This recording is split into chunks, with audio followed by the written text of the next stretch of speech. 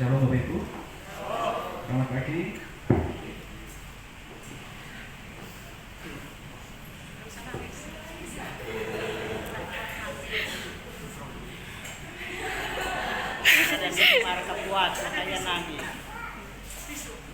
Saya masih ingat betul dulu ketika pertama kali saya berada di gereja ini, saya kesaksian tentang bukan keberhasilan.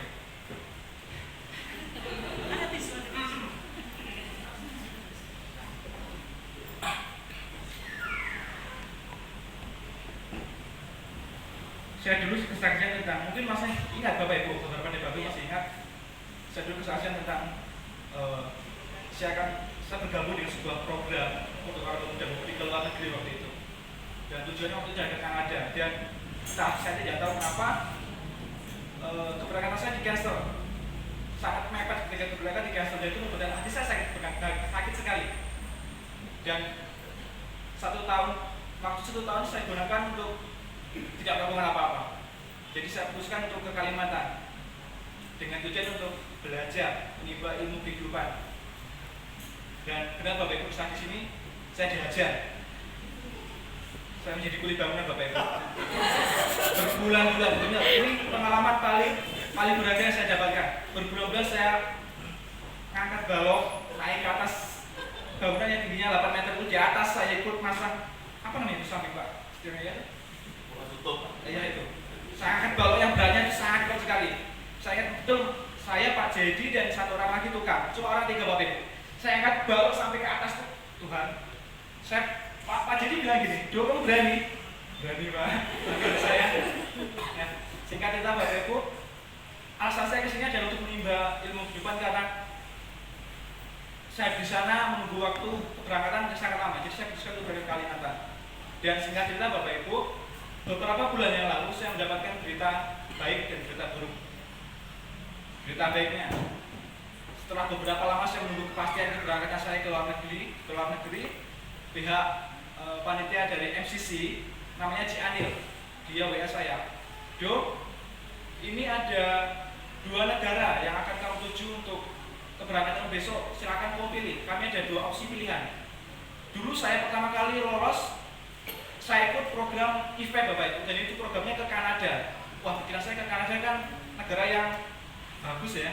Kemudian ketika beberapa bulan kemudian saya diberitahu ada 2 opsi pilihan negara untuk kamu besok berangkatnya. Ini ada India dan Uganda. Uganda itu di Afrika Bapak Ibu. Saya mikir, wah ini pelosok lagi nih.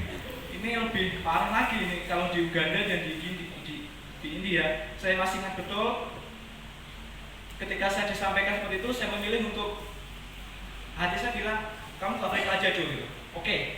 Saya bilang, "Cik, saya akan pilih berangkat ke Afrika."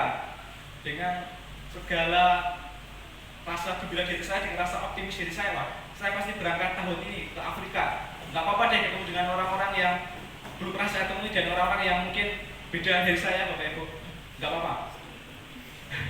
Dan saya masih ingat betul Bang Ade, Bang Ade. Saya masih sempat merepotkan Bang Ade waktu itu karena ketika saya memutuskan untuk berangkat ke Afrika, saya harus mengurus vaksin namanya yellow fever. Dan itu saya nggak tahu sebelumnya. Walaupun saya seorang perawat, saya kerja di rumah sakit, bukan kerja, praktek di rumah sakit. Tapi ini pertama kali saya dengar namanya yellow fever. Saya tanya Bang Ade, "Bang, tahu vaksin yellow fever nggak?"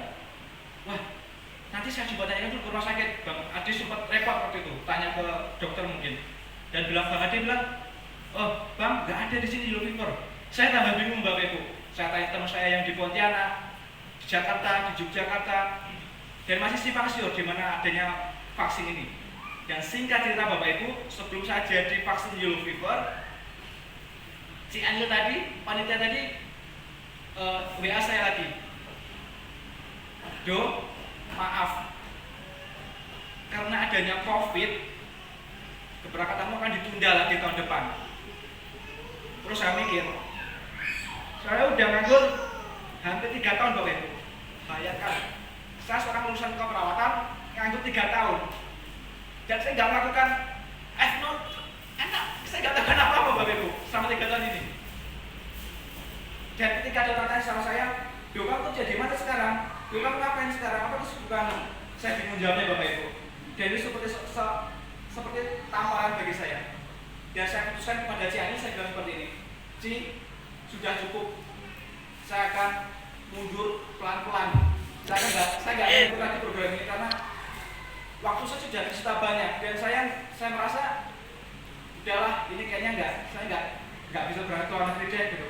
Dan Bapak Ibu, rasa sakit yang paling dalam saya rasakan adalah ketika waktu 3 tahun ini saya buat menunggu untuk satu program ini 3 tahun Bapak Ibu. Saya nggak lakukan apa-apa, makan tidur. Saya rasa hal yang paling merugikan buat saya adalah saya kehilangan banyak waktu Bapak Ibu. Ketika teman-teman sejauh saya, mereka semua sudah kerja di rumah sakit, sudah mapan, sudah di bagian yang mapan menurut saya. Dan saya pengangguran, dan ini rasanya nggak enak sekali. Dan benar, kadang Tuhan itu lucu sama saya. Dulu saya sudah diangkat, akan naik, diangkat tinggi karena lolos program ini. Ternyata di cancel, disuruh tahun depan lagi, dan ternyata di cancel lagi. Terus Tuhan mau apa sih Mas sama saya? Saya udah pelayanan, saya udah rajin doa, rajin ke gereja, tapi apa yang saya dapat gitu? Aku nggak dapat apa-apa gitu.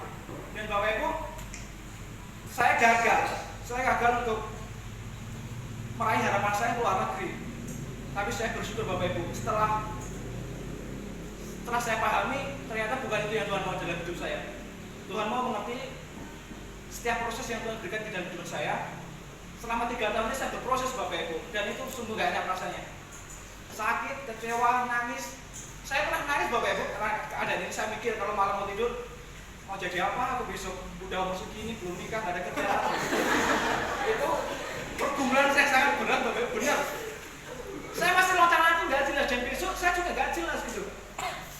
Dan satu yang ingin saya sampaikan Bapak Ibu, ketika saya sering berdoa untuk masa depan saya, Tuhan berkati masa mudaku, berkati masa depanku. Apa yang saya dapat?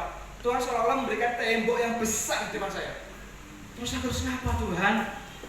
Nah, dan saya bersyukur Bapak Ibu, 3 tahun ini saya masih bertahan, dan saya bersyukur walaupun saya gagal, tapi saya bisa katakan saya berhasil untuk bertahan dalam setiap proses yang Tuhan berikan.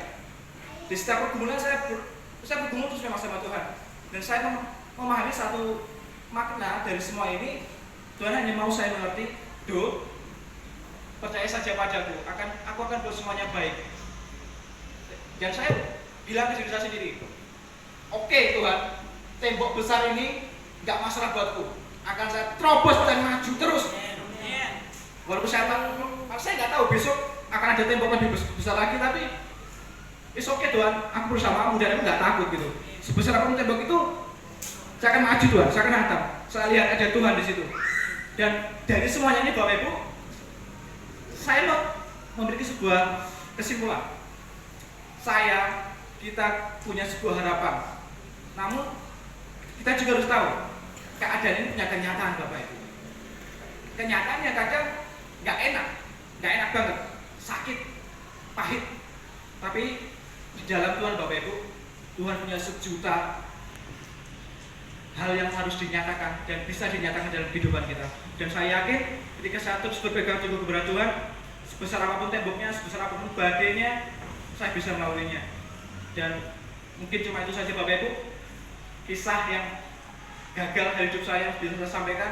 Saya nggak tahu bisa menjadi berkat atau enggak, tapi saya harap bisa menjadi berkat. Dan doain saya Bapak Ibu untuk masa depan saya yang nggak jelas ini. Oke, itu saja Bapak Ibu. Terima kasih banyak. Dan